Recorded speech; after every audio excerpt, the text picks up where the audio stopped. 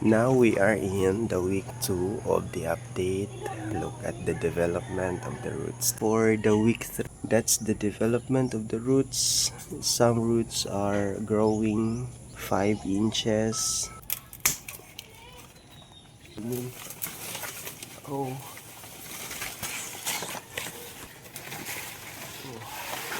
we'll insert this one so that this is what will happen to the Ficus elastica if you are going to market it in a very tall branch. Now we are in the week 2 of the update. Look at the development of the roots. This is really what I love, this kind of Ficus elastica, because it can easily give more roots compared to other Ficus elastica or rubber tree that I have. Have you seen it? Maybe next day or tomorrow I'll be propagating this one. It's a perfect cutting moment because it's weekends. And let us also visit this one. Look at this burgundy. He's still struggling to give roots, but on the other side I have also here my lemon lime. Look at the development.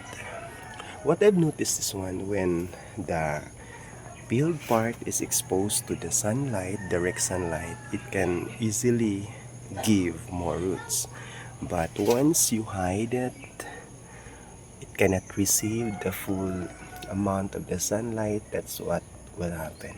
So that's my observation for the propagation through Marcot method. This is also struggling for giving the roots, and even this one. Yes. And let's visit also this ficus. This is Teneki. Yes, this is Teneki. This is my newly propagated. This is really good. And it requires misting because these are all the plants that I put here near our fence. And our fence is also near the road. So the dust is really getting in here. Look at that. Oh, there are a lot of roots given, and we need to extend the number of weeks before we'll propagate that one. Give you the next update next week. It's not a good morning because my Marcot rubber tree or the Ficus elastica experienced this taffledness, so I think it's an urgent response to this plant that I need to really cut this one today. That's it. Including also this lemon lime rubber tree here, my Ficus elastica here. This one is ready to harvest, but I scheduled this one for the next week because I need to find some enough time on this. But because yesterday, I mean last night, we experienced a horrible experience here, an effect of the typhoon brought here. When I read the news, Davao City is experiencing the typhoon. So this is what happened because we are also near from Davao City. If you are going to travel, estimate 6 hours of traveling from Davao to the province of Davao Oriental before you reach here in our municipality of Baganga. That is why there is also an impact, not a major impact of typhoon. So we experienced an extreme rain last night, and with also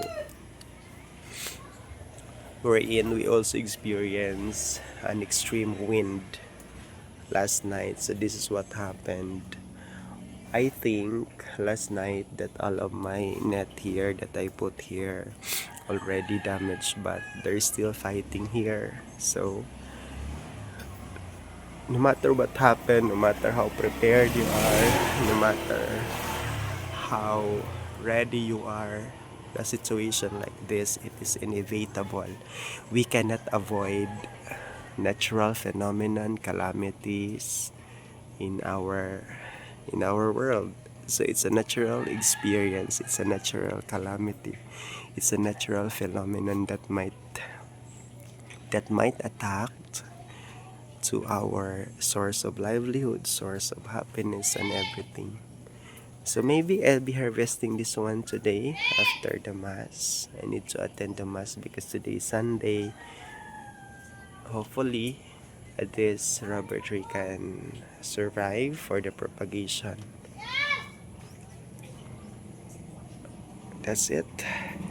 Now I'll start cutting my rubber trees here. We'll start with the burgundy. Now I'll start here, the first one. Let us just pray that this one will really grow alive. Oh, it's really nice to harvest the Ficus elastica. Look at that. It's really good. Let's have the another Ficus.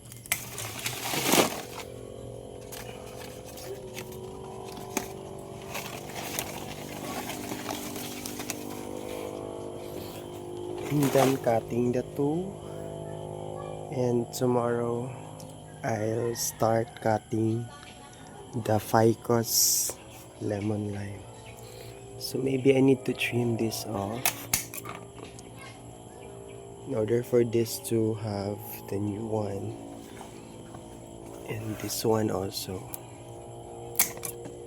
For now, I will soak this one here in my pail, and tomorrow morning I'll be planting this one. For now, my purpose of soaking this one to the pail because I really want to remove all the resin on that cut part because it can infect also the whole plant. So the moment the resin is all out, so that's time that I'm going to start planting, and that's a very good technique for me based on my experience. It's very lush, very healthy cutting. Look at that one. I really like the leaves of this Ficus elastica. I have seen this one in different gardens and even the different houses. They're really using this one as ornamental plant because of its color, vibrant color, the appearance, and the durability of the leaves. Really, it looks like a plastic ornament that you can buy in the market. That's it for now. See you tomorrow. This is the update for the week 3. Yeah, week 3, meaning that's the development of the roots. Some roots are growing 5 inches, but few almost in 1 or 2 inch. Yeah, it's a good preparation for the propagation. Now let's harvest this one. Let's start here.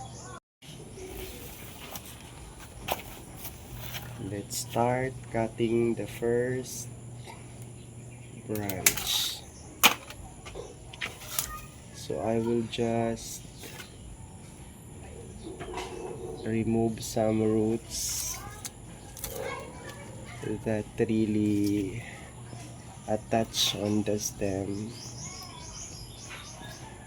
The purpose of this is they really want to sip the water during rainy season on its stem. So in cutting, just be careful that some roots will not damage, but it is unavoidable that few of these roots will be cut.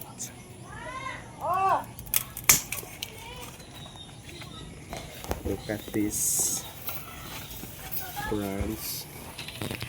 It's really nice. Leaves are really growing well, and it's tall. It's almost reaching my height.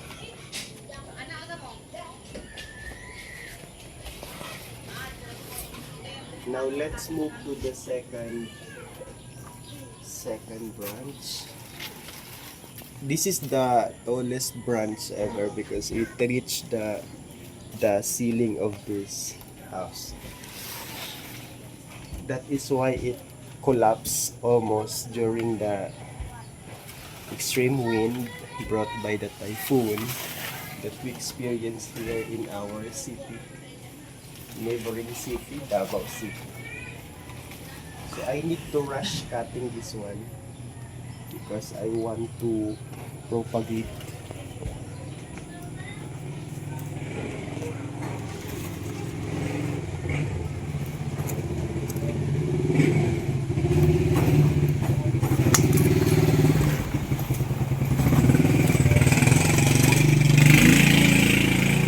I'm hoping that my cutting shear can cut this one.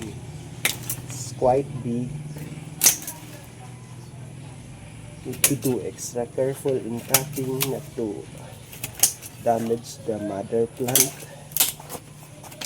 the the bottom part I mean. Oh, I'll show you how tallest is this. So it has two branches attached in one stem. So this is it. It has a vibrant color of the leaves. Very nice. And it's hard to pull this out because of the net. Yeah. Some leaves on the top part are really not so good. Look at this one. But for some weeks of propagation of this lemon lime, I'll be starting again to market here until it will become smaller. So that's the time that it will be propagated again and again.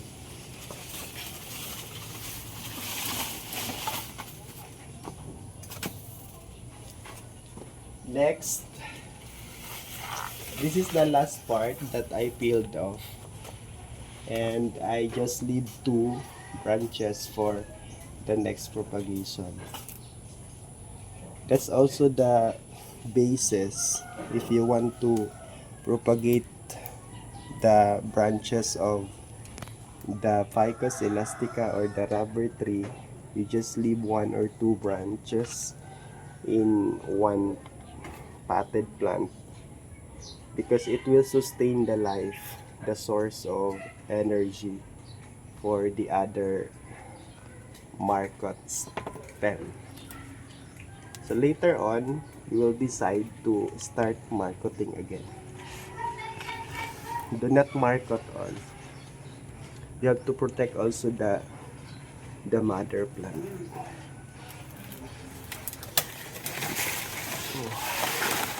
This one is the smallest among the three. So it has only one stem. No branches attached. But it looks good. It is nicer than the two.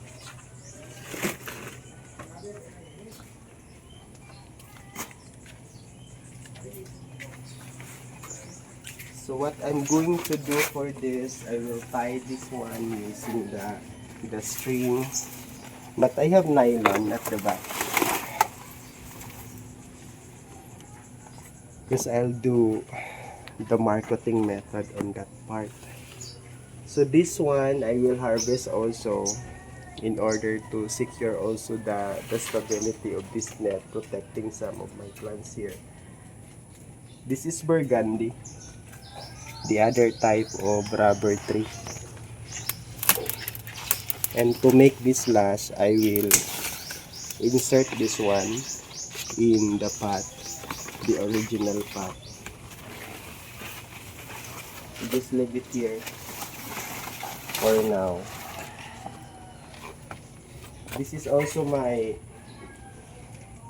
Ficus elastica, the same variety that I harvested for the first episode of this gardening, the lemon lime. But it has a few roots, but it's good to harvest.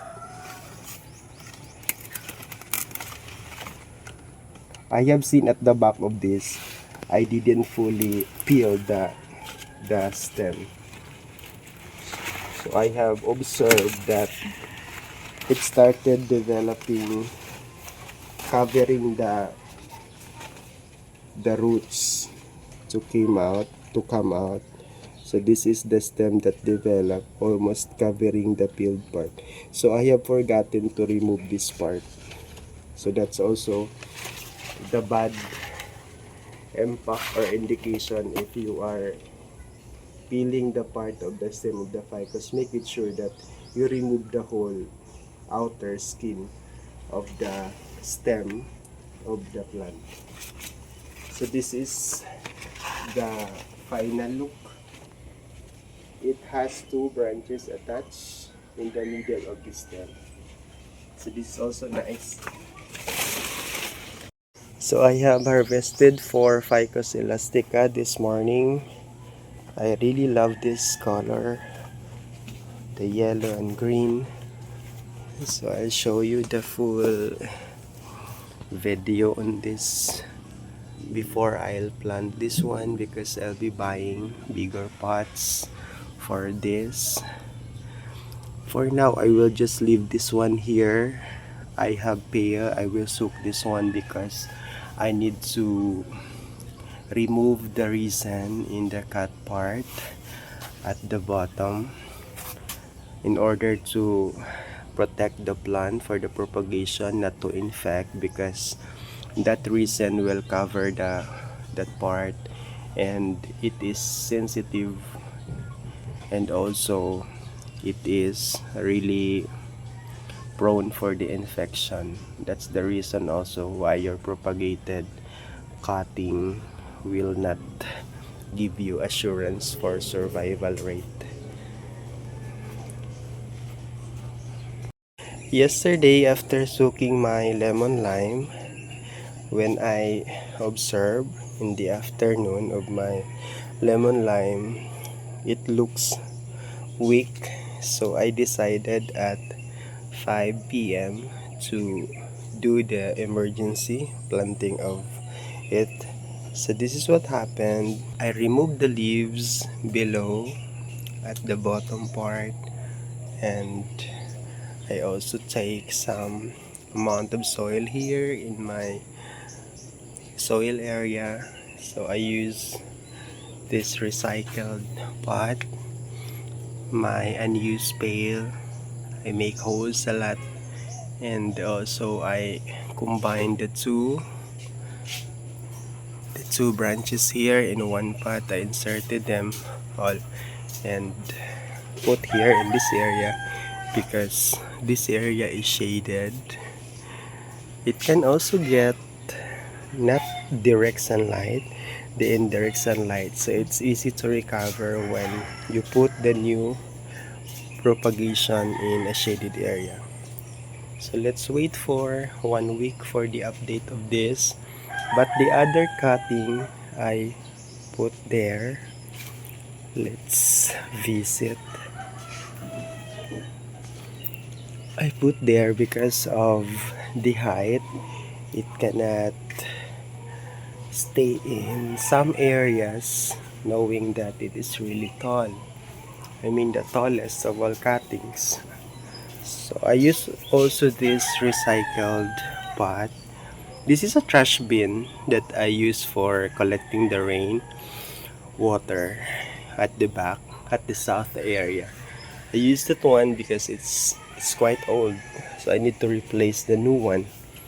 So this is my second pot. Look at the height. It reached the grills. So it is more than the minimum requirement of my potted Ficus elastica here. So look at that one. Yesterday, all of the leaves are really going downward, but when I planted it and watered it immediately, look at the soil. It's wet. It's really wet. Yeah. Look at the leaves. Leaves are starting to recover. I'll give you the update after 1 week. So that's it. I have forgotten to vlog my planting moment because it's really 6 p.m. Yeah, it's really dark. This is what will happen to the Ficus elastica if you are going to market it in a very tall branch. This is what will happen. Leaves starting from the matured stem going to the bottom part will really disappear for how many days. It's really the nature of the Ficus elastica, or even the tree varieties of plants.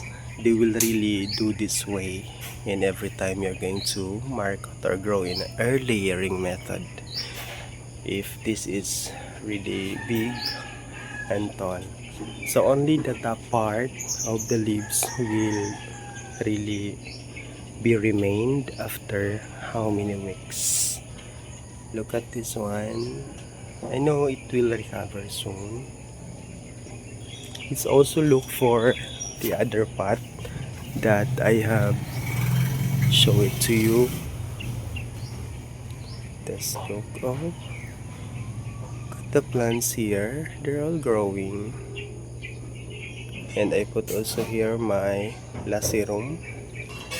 This is my lacerum and radiatum. I mix it here, because I want to climb these philodendrons in this palm tree like this variegated plant.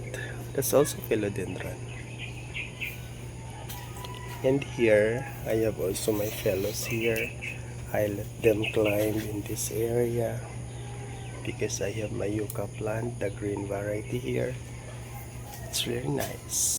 We're here in the potted number 2, potted Ficus elastica number 2. Look at that. Leaves are really almost half falling here.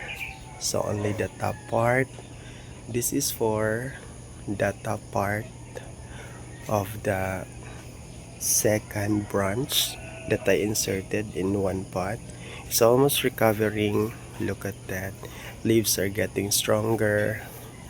And this one, look at the top part. Yeah, that's what I'm telling to you.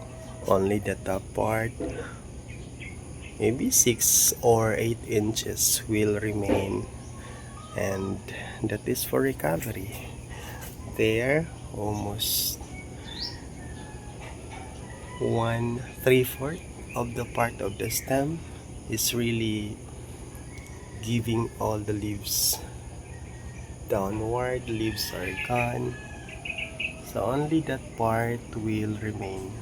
So hopefully the very top part of this branch.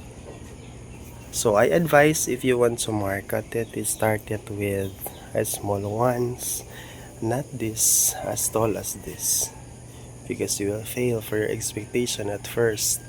You will see leaves are really good, but after how many days? This is 3 days of effect.